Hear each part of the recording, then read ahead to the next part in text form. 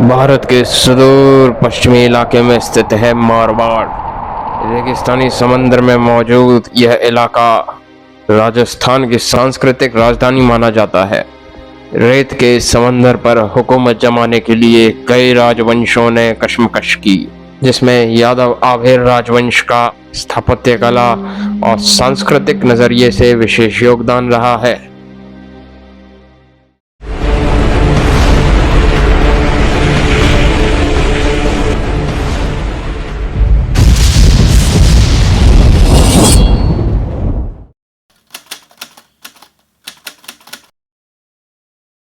थार रेगिस्तान के गोद में सिंध प्रांत के समीप स्थित है राजस्थान का मारवाड़ प्रांत, जिसमें जोधपुर, बीकानेर, बाड़मेर और जैसलमेर के इलाके आते हैं।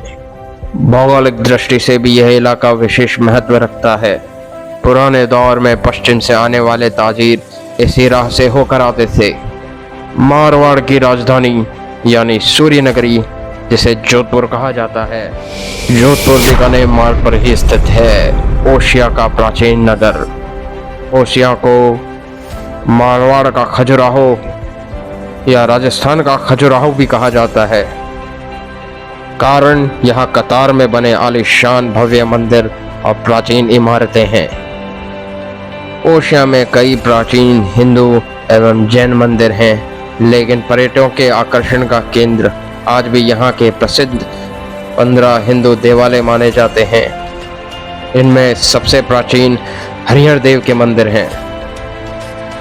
पश्चिमी राजस्थान के अगर पिछले 3000 वर्ष के इतिहास पर रोशनी करें तो यहाँ प्रमुखतः 3 राजवंशों की अहम भूमिका है।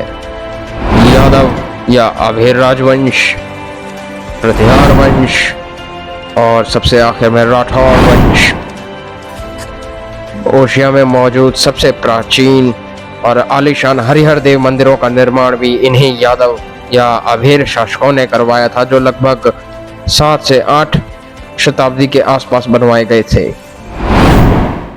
जोधपुर की प्रशस्तियों और लेखों पर गौर करें तो पश्चिमी राजस्थान के शुरुआती आर्य शासकों में यहाँ के यादव आभीरगण ही थे। उनका शासन उन दिनों आज के जोधपुर, बीकानेर, बाड़मेर और जैसलमेर के क्षेत्रों पर फैला था। लोक इतिहासकारों और विदेशी इतिहासकारों ने अक्सर आभीरों को विदेशी करार दिया है, लेकिन यह निराधार है। विषय पे लौटने से पहले आइए जानते हैं कि क्या मारवाड़ पे शासन करने वाले आभीरगण विदेशी थे। महाभारत काल में युद्ध के बाद आपसी विवाद के चलते यादवगण आर्यवर्त के सुदूर इलाकों में जा बसे। उसी दौरान नारायणी सेना में मौजूद कुछ गोपगण यानी यादव भगवान श्री कृष्ण और उनकी रानी जाम्बवंती के सुपुत्र श्री श्याम जी के संग मुल्तान में जा बसे। मुल्तान का पौराणिक नाम कश्यपुरी और मूल स्थान भी बताया जाता है, और जब यहाँ यादवों ने शासन स्थापित किया तो इसे सांब नगरी या सांबपुरी भी कहा गया। इस बात का अंदाजा महाभारत कालीन आर्यवर्त के प्राचीन नक्शे को देखकर भी लगाया जा सकता है। आज के सिंध और थार के रेगिस्तान के इर्द गिर्द इलाके को आभीर प्रदेश या आभीर वन कहा गया। समय के साथ मूल स्थान से निकल यादवों की कई शाखाएं सुदूर मध्य एशिया में जा बसी और वहां पे छोटे छोटे शासन कायम किए।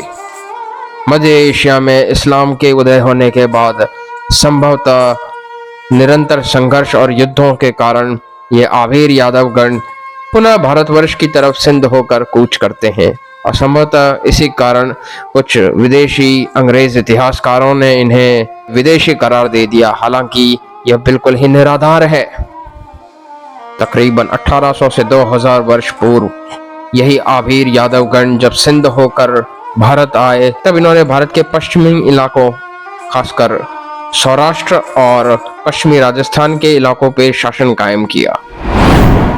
जोधपुर के घटियाल प्रशस्ति और मंडोर अभिलेखों से यह ज्ञात होता है कि इन आभीर यादव शासकों ने हुकूमत के दौरान अपने इष्ट श्री हरिहर देव के मंदिर का निर्माण करवाया। यह हरिहर हरि और हर से मिलकर बना है, जो इनके इष्ट यानी भगवान श्री हरि विष्णु एवं उनके अवतारों को समर्पित है। साथ ही नाम में हर शब्द इनके आराध्य भगवान महादेव को दर्शाता है। ये यादव शासक वैष्णव होने के साथ साथ शैव मतावलंबी और शाक्य भी थे। मंदिर के दीवारों पर इनके आराध्य कुलदेव भगवान श्री कृष्ण और आदि शक्ति माँ राधा रानी के चित्र भी उकेरे देखे जा सकते हैं।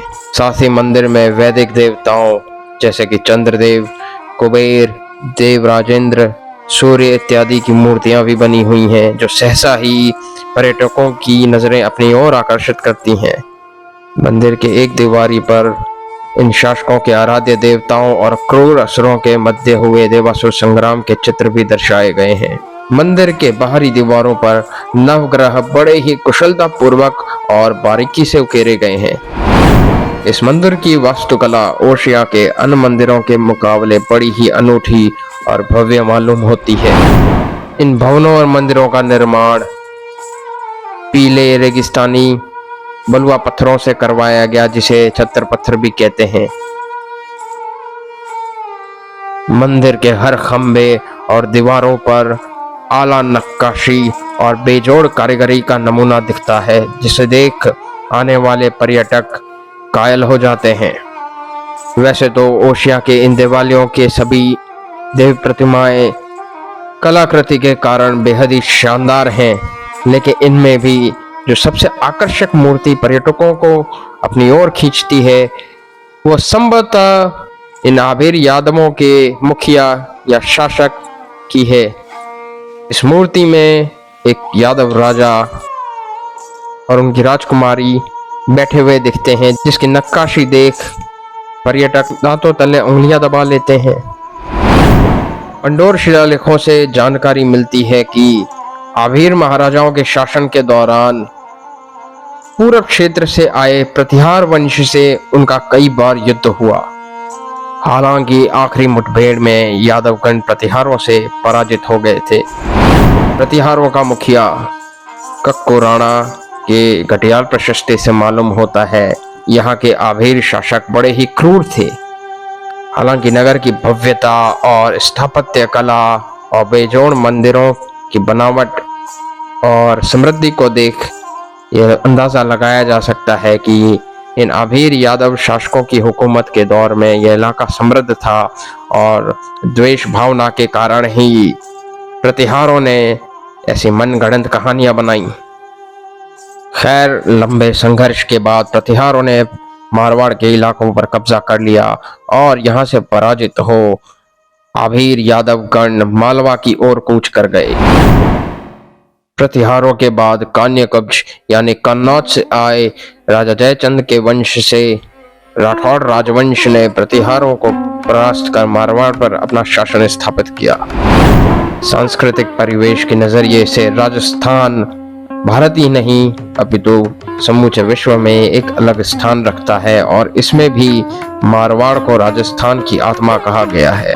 इसमें इन यादव आभीर शासकों का विशेष योगदान रहा है।